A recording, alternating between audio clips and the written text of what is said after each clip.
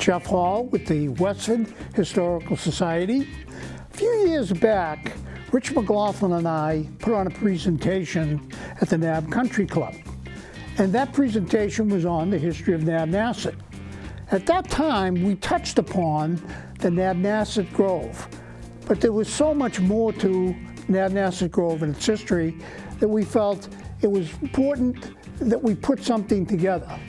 Rich McLaughlin did the research on this, and what we intend to get to today is what Nabnassett Grove was, its impact on Nabnasset, its history, and its economy, particularly during the 19th century.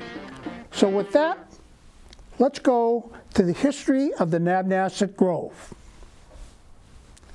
Nabnassett Grove was a picnic area and summer resort at Nabnassett Pond. The grove was established by Captain Oliver Wallace Woodward and was originally called Woodward Grove. The grove was at Nabnassett Pond, which was part of his 138-acre farm. In 1859, 18 friends from Lowell helped them build this picnic grove. In 1874, Captain Woodward sells his farm and grove to George C. Moore of Westford and North Chelmsford. The grove continues into the 1930s with the sale of the grove and the farm to Ernest Schlusemeyer in 1933. During the 1800s, there were two other picnic groves in Westford. The groves during this time were Excelsior Grove and Hildreth Grove. Excelsior Grove developed as a result of the railroad. Excelsior Grove provided picnicking, fishing, swimming, and boating. The site was at present-day Forgetown Beach. Hildreth Grove was located at the farms of Jesse and James Hildreth on Long Sought-For Pond. They provided the same as Excelsior Grove, but the Hildreths had cabins for rent. Hildreth Grove was at the present-day site of Summer Village. The grove in our presentation was first owned by Oliver Woodward, then George C. Moore. On the left-hand map, that's an 1853 map of Westford showing the Woodward farmhouse. Also note that the pond is called Nabnassett Pond at that time. On the right-hand side, that's the 1875 J.B. Beers map of Westford showing the Moore farmhouse, the buildings at the grove. Look at the map, you see the farmhouse in the same location as Woodward's, but you also see a couple of other buildings also in the background. Also notice the schoolhouse number 7 along what we know today as Oak Hill Road. Oliver Woodward and his wife Emmeline Woodward established the Woodward Grove in 1859.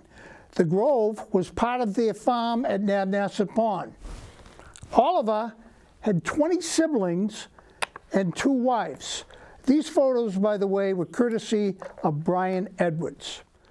And to the left, of course, that's Oliver, and to the right, his wife, Emmeline. These are some of the earliest news articles that we found pertaining to the Woodward Picnic Grove. The one on the left speaks of a military encampment. This is from the Boston Post, April 4th, 1866. And it talks about the Charleston Light Guards, Captain Gilman, will visit, notice he says Chelmsford, with the 22nd Institute, and be entertained by the Spalding Light Cavalry, okay? And on the right-hand side, a pleasant time. This is an outing of the employees of the A.J. Hiscox File Company of West Chelmsford. And this is from the Lowell Daily Courier, August 4th, 1873. It basically goes into some of the activities that they enjoyed on that day. This is a stereo view of the Woodward Farm in the mid-1870s. We are looking down Nabnassett Street onto Oak Hill Road, where the Woodward farm was located. This is from a Simon Toll stereo view. We will be seeing much of Simon Toll's work as we proceed with this presentation. As we say, looking down Nabnasset Street, on both you can see on the left-hand side, that's the farmhouse and the barn across the street. This family outing at Woodward Grove shows the house Oliver Woodward built in 1859 at the Grove in the background. Captain Woodward built a house with furnishings, put up swings, built a bowling alley. There was a grove for picnics with a pond for swimming and fishing. Captain Woodward would accommodate a group for an hour or for a day. Many churches, businesses, and organizations would hold their functions on the property. And you can see the photo on the left-hand side shows a group there at the outing, posing. And on the right, rowboats, square rowboats like that, a little odd looking. As we mentioned earlier, the Spalding Light Brigade, also known as Troop F, which was part of the Massachusetts Volunteer Militia. The militia was formed in 1864. Troop F stayed at Woodward Grove and later Nabnassett Grove for some of their encampments starting in 1865. These photos of Troop F were taken in Framingham, Mass. By the 1870s, the Woodwards had added archery, croquet, a large field for sports, and a hall for dining and dancing at the Grove. And you can see on the photo on the left, that's one of the buildings, people in front of it. And the one on the right shows you that field for sports in the background. This is interesting. A poem about Nabnassett Pond by a local poet named Levitt of North Chelmsford and his experience at Nabnassett Grove. Levitt writes of times and events in the 1860s. Read along with me if you want. Here to Nabnassett Pond, here to Nabnassett, 'tis truly so, 'tis a nice place for man to go. There's everything for comfort there, and each one can in their pleasures share. It was 7 years ago today, how swift the moments roll away. A end of us, 'tis truly so, did up to old West Chelmsford go. Our children, they did with us go, to this pond 'tis truly so. All seemed to take an active part, and they were loth to homeward start. The day was passed in pleasure there, each one seemed in these sports to share.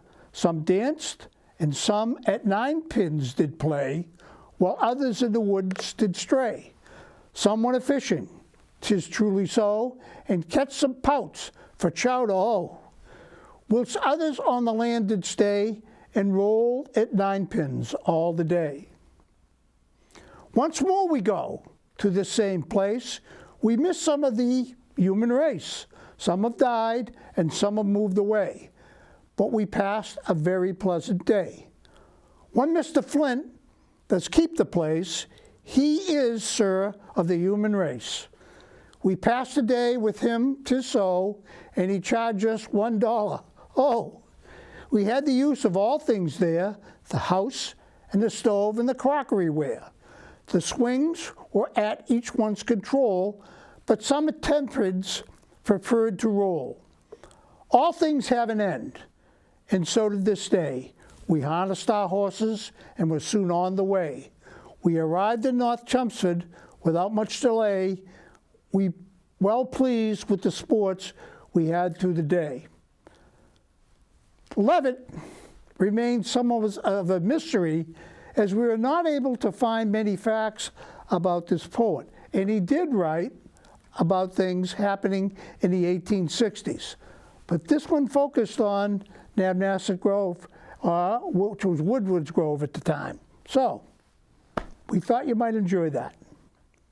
Activities beyond the previously mentioned could be games of ball, races of tumbling, running on all fours, jumping, handsprings, throwing heavy weights, swinging, 9 pins and 10 pins, and quoits. Of course, there was the band with dancing and singing at the Grove. And this is from the Lowell Daily Courier, August 4th, 1873. So, 9 pins, something I hadn't heard of. So we looked, did some research, and found out that 9 pins was of Dutch and German origin. 9 pins was also known as skittles. The left photo at the bottom was colonial times, and the right photo is 9 pins today. Still a very popular sport we found in Texas. Another game that was played at the Grove was quoits. It is said that the game was played in Roman-occupied Britain during the 1st through the 5th centuries. Okay, and this is what a game of quoits would have looked like. 2 interesting items Oliver Woodward did that his great-great-grandson, Brian, let Rich take photos of. What we believe is an animal tag, and the other is a clipboard for paper. And we think those animal tags belong to farm animals, not dog tags as we would know today for our pets. Oliver and Emmeline had 2 sons, Oliver Jr. and William.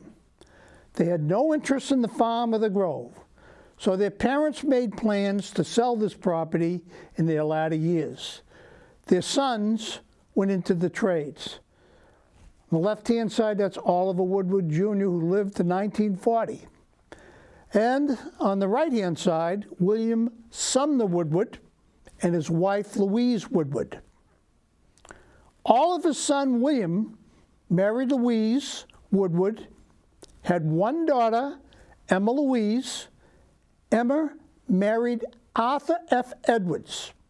Arthur was the father of Sumner Edwards, who owned and operated Edwards Beach until the town of Westford purchased the property in 1980. Edwards Beach was not part of Nabnassett Grove. And once again, to the left-hand side, that's William and his wife Louise. And on the right-hand side, that's Emma Louise Edwards. Notice Woodward, she was married, she was a Woodward, and Arthur Franklin Edwards, who lived in 1962. I want to mention as well that those of us who grew up in town and were of my age group would certainly remember Sumner Edwards. He was very good to the kids in Nabnassett and all the Westford kids who were at the beach. In March of 1874, Oliver Woodward sells the Grove and farm to George C. Moore of North Chelmsford. Moore was born and raised in Westford. Oliver Woodward and his family moved to Main Street in West Chelmsford. This 1900 photo shows the 3 homes that the Woodward family owned in West Chelmsford. Oliver Woodward is buried at the Hillside Cemetery at Nutting and Depot Road with his first wife, Arvel Woodward, and his second wife, Emily Woodward. George C. Moore in 1874 purchases Woodward Grove and renames the Grove Nabnassett Grove. And this is from the Lowell Sun article, April 6, 1874.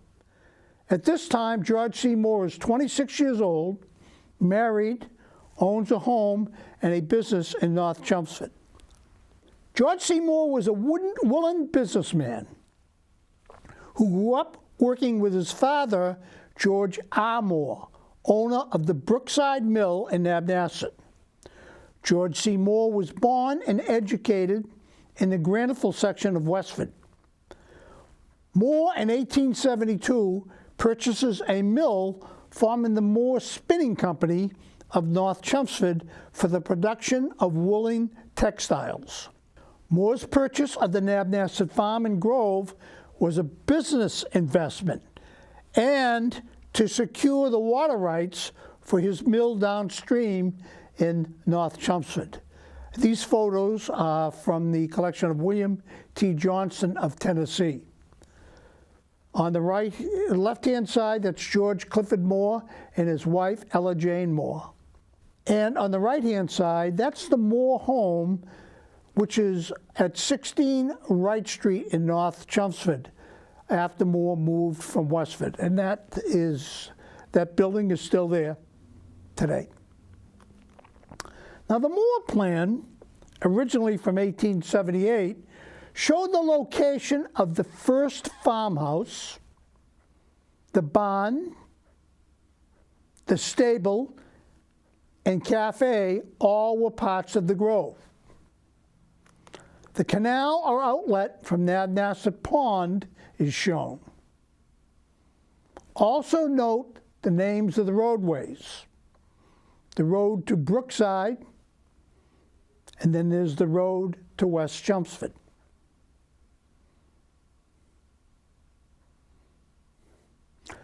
Moore continued to operate the Nabnassett Grove as a recreational and holiday destination, increasing public awareness through newspaper articles. And there's one from the Lowell Daily Courier on the left-hand side from 1876, talking about what is available at Nabnassett Grove for activities. On the right-hand side, this is the new hall or boathouse built by Moore over Nabnassett Pond and was dedicated on the 3rd of July, 1876, in time to celebrate the centennial of the United States. And that's from the Lowell Daily Courier, the 5th of July, 1876, and once again, a toll stereo view. Okay, here are some newspaper articles starting in 1880, going to 1915. The two on the left are from the Lowell Daily Courier, June 29th, 1880, and July 7th, 1880. The first one is the Worthing Street Methodist Church picnic. And notice it says at Nabnassett Grove, West Chelmsford. Once again, as they came out, they stopped at the West Chelmsford train station and got off there, and they generally either walked or took a barge. That's why they mentioned West Chelmsford. But Nabnassett Grove is in Westford. The next one talks about another church group and some of the things they were doing, the boat races, baseball, the bowling alleys, all things that we mentioned before. On the right-hand side, two articles from the Lowell Sun, one July 24th, 1914, St. John's Parish of North Chelmsford, and a ball game between St. John's, South End, Lowell. Okay, they were big things back then. Admission, 25 cents. Also swimming, races, a midway, and some other attractions, supper and dancing. And the last one is Boy Scouts Gala Day at Nabnassett Grove. Notice that one says Westford. Saturday, August 14th, 1915. Sports for the boys and girls, a live midway, water, a baseball game, admission 10 cents, and the Scouts get in for free. So as you can see, it's becoming a major destination for area, either church groups or social groups or businesses to bring their workers to spend a day as a treat. Here's evidence of some of that. Youth gatherings on the side of the pavilion, boathouse at the Grove. Note the inscription located at the bottom of the Simon Toll stereo view. It said, "This video at Nabnassett Pond, Westford is a short distance from the railroad station." Now, either they were talking about the West Chelmsford station or the Brookside station. Here's a group visiting Nabnassett Grove having a photo taken on the Grove Raft, about 1880. Across the pond is Moses Edwards land, which would become Edwards Beach from the 1950s until Sumner Edwards sells to the town of Westford in 1980. You can see that in the background. Nabnassett Grove had their own restaurant attached to the pavilion. Some of the signs on the building read fish, chowder, clam chowder, and ice cream. And this was taken about 1880. Another group at the same location having their photo taken with the future Edwards Beach in the background. You get a pretty clear view in that of the land that we know as Edwards Beach. A local Farmers Institute of Massachusetts at Nabnassett Grove. This is a toll stereo view from the 25th of June, 1879. A family outing at Nabnassett Grove. Once again, a toll stereo view. A group outing at Moore's Pavilion. You can see it in the background, the pavilion. A group outing around 1880. It appears that the toll went out and made sure, and he made himself available for these groups. There's another outing on the side of the pavilion. A group gathering at the Picnic Grove beside the pavilion. The first Baptist picnic stereo view from a Westford history book. And that's an Nabnassett Lake picnic. Stereopticon photo was placed in a hand viewer that gave a person three-dimensional image. But no matter how you view it, the Baptists attended their church picnic in style. Nabnassett Grove water entertainment at Nabnassett Pond, okay? And this is a stereo view courtesy of John and Brian Edwards. On the left, that's a rowboat and a paddle boat on Nabnassett Pond. And once again in the background is the Edwards property and the future Edwards Beach. On the right-hand side, that's George C. Moore had a steamer named Clifford on the pond. And in July of 1892, the Benevolent Society of Lowell held an outing where Edward Moore, brother of George Moore, gave rides and would tow multiple boats behind the steamer around the pond. And this is from a newspaper article in the Lowell Daily Courier from July 20th, 1892. At this time, we want to acknowledge Simon Toll for the stereo views of Nabnassett Grove. Simon was a photographer from Lowell, Mass. Simon was an uncle to George Moore's wife, Ella Jane Moore. On the left-hand side, that is a photo, compliments of William T. Johnson, of Mr. Simon Toll. And on the right, Toll was in the photography business with George C. Gilchrist at 92 Merrimack Street, Lowell, Mass. George Gilchrist was the father of Ella Jane Moore. On the right-hand side, you can see the business in Lowell, and that's the business crest in the middle. As I mentioned, transportation to the Grove could be by train to Brookside and the West Chelmsford depots. Then a barge would transport them to the Grove. Walking was also an option from these depots. Many visitors came from Lowell and vicinity, as you saw in some of the previous slides. On the left-hand side, that's a view of the West Chelmsford Depot, courtesy of the Chelmsford Museum. That's right along School Street in Chelmsford. And on the right-hand side, that's what a horse-drawn barge would have looked like, similar to the horse-drawn barges that took the kids to school. Okay, in 1888, at Nabnassett Grove, American swimming champion James L. McCusker of Everett, Mass., made his first appearance as a public swimmer. At Nabnassett Lake, he defeated 13 opponents in a half-mile race.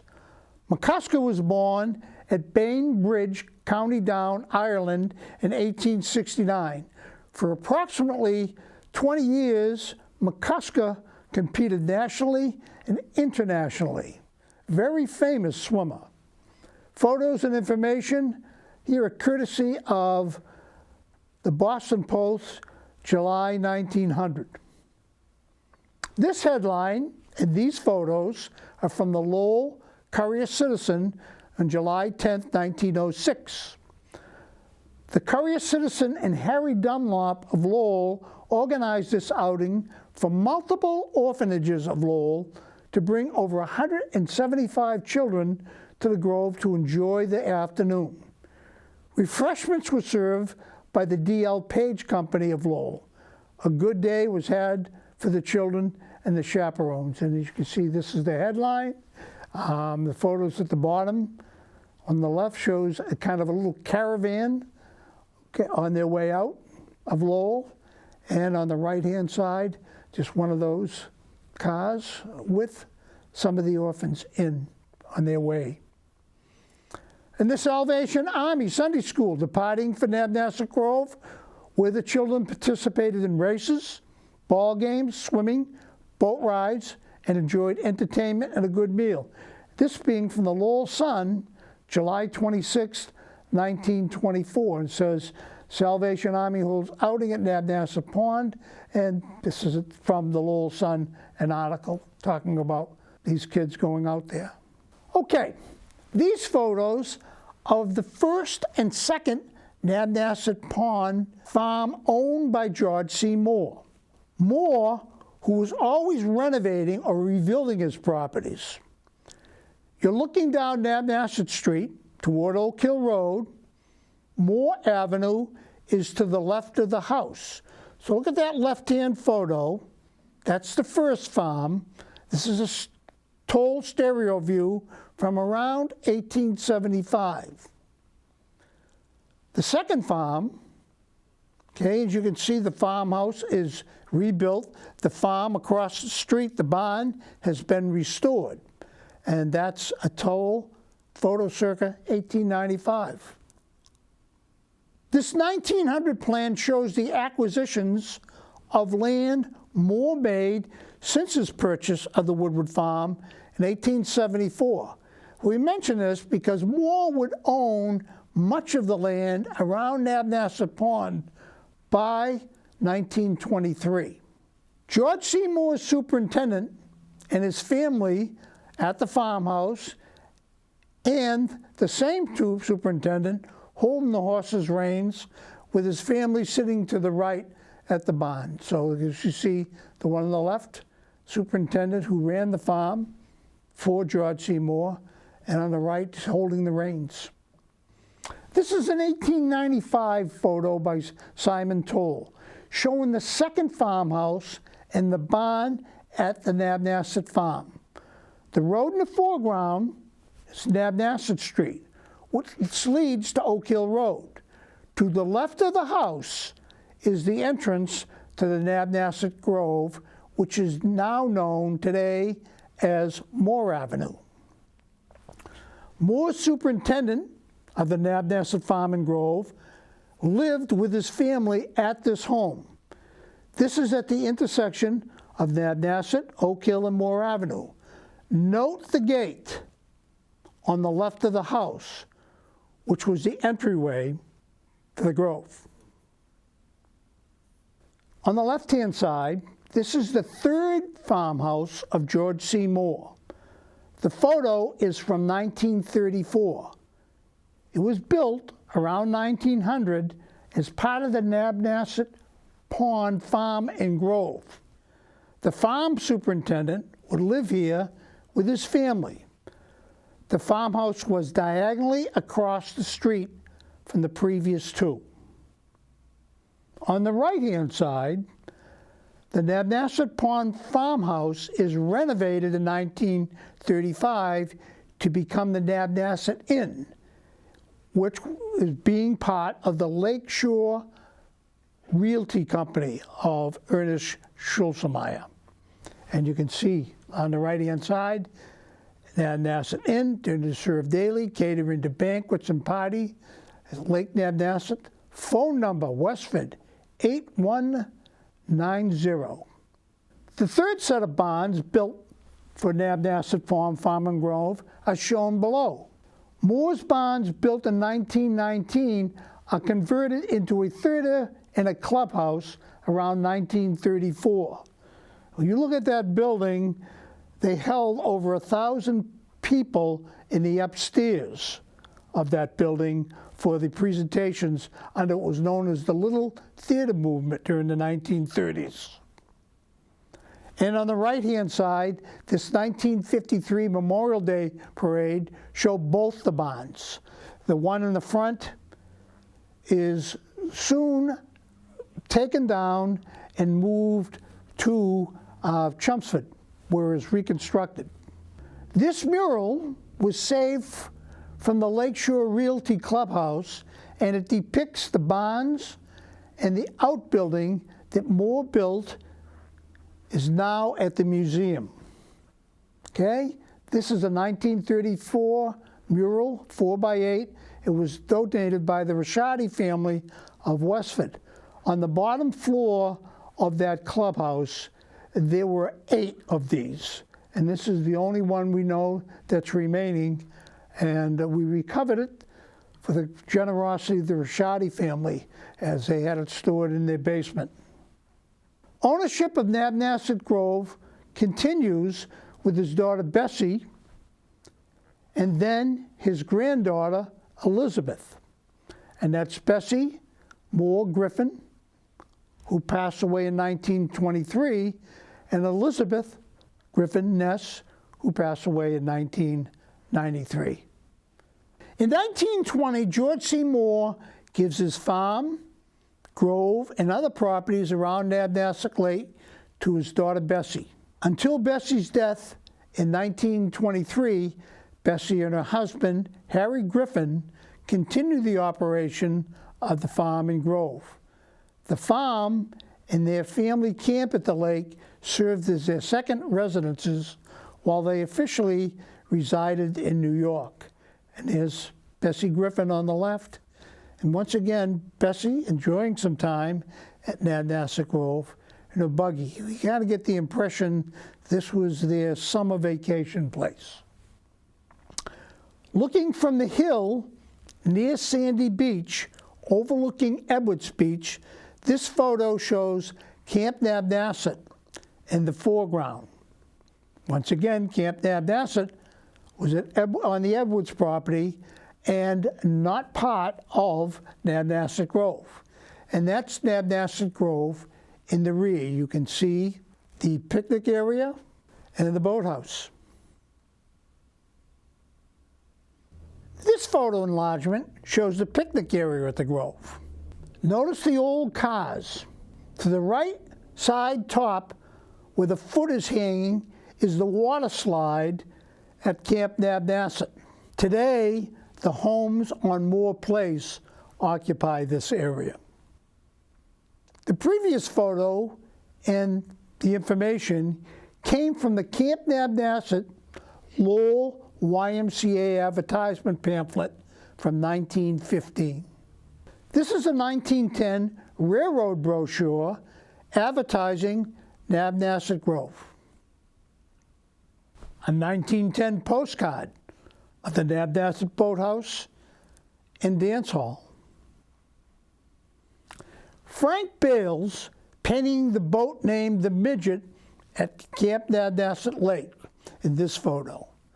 Nabnassett Grove Pavilion is shown across the water. The Nabnassett Grove Pavilion was also known as the boathouse. Boats could be brought in through the sliding door on the left side of the foundation. George Moore owned and controlled the Nabnassett Pond Dam. Okay, the grove and the farm are sold. Ernest Schlusemeyer of Framingham, Mass. Purchases the Nabnassett Farm and Grove from George C. Moore's granddaughter, Linda Moore Griffin Ness, in 1933. Schlusemeyer develops the grove into camp lots for sale and creates a social activity area where the farmhouse and the barns are located. Schlusemeyer continues to operate the Grove for a few years after his purchase of the property. And this is from an ad from the Boston Grove in 1934. Interesting, it says, Nabnassett Lake Shores offers you excellent boating, bathing, and fishing. Hard surface roads to the property. The facilities of a $50,000 clubhouse. The enjoyment of a 9-hole golf course, tennis courts, and a riding school, to name a few. How to reach Nabnassett? Well, from Boston, take Route 4 through Arlington, Lexington, okay, into Chelmsford, and there are many roads leading out of this town, and a map that'll show you. Good luck. Here's a Lowell Sun article from 1933. Advertisement for camp lots for sale. It says, select your lot now for your family fun cottage and be the envy of your friends. Nabnassett Lake comes into its own, and this is from 1933, as low as $89 per cottage site. And we know that through the advertising, you were able to get 6 months of the Lowell Sun for free if you bought one of these lots. Schlusemeyer had 5 plans done for his Nabnassett Lake Shores Realty Company. The arrows below show where the Grove and the pavilion were located. This is Plan A of 1933. Note, Grove Avenue is now Moore Avenue. And below is a section of the Nabnassett Lake Shore Plan of 1934. Plan shows the recreation area that Schlusemeyer had set aside using the former buildings of the Nabnassett Pond Farm. And you can see there's Moore Avenue, and Oak Hill Road, a cafe, stable, and riding academy, and the Nabnassett Country Club and Theater, and the building in the back, which is the Little Theater, before it became the Nabnassett Country Club a few years later. Notice the tennis courts, the Nabnassett Inn. And also he has divided up the land for sale for camps. One of the last events at Nabnassett Grove, this was the monster outing of the Sons of Italy from 1935. This photo was donated by Andy Bergamini of Graniteville. The photo shows Andy's grandfather, his uncle, and his father. Today, at the former Picnic Grove and Pavilion area are homes and the Nabnassett Improvement Association's beach called Mary Lou's. On the left-hand photo, that's a site of Mary Lou's Beach. And on the right, that's a granite foundation of the former pavilion and boathouse. Looking from the water to the left of the former pavilion was the picnic area of Nabnassett Grove, and these are 2015 photos.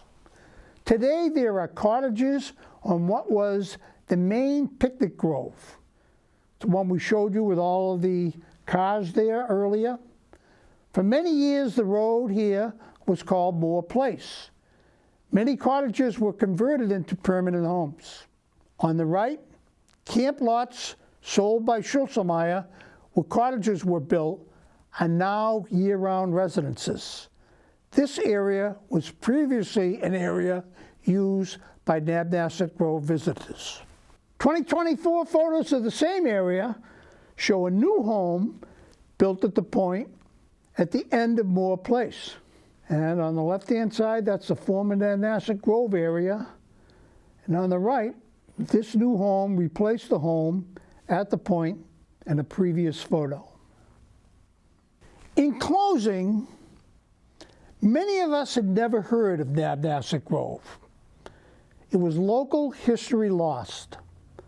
For 3/4 of a century, this was a major destination resort for families, churches, businesses, and fraternal organizations. As is farming, our mills, and our granite industry, this is also an important part of Westford's history.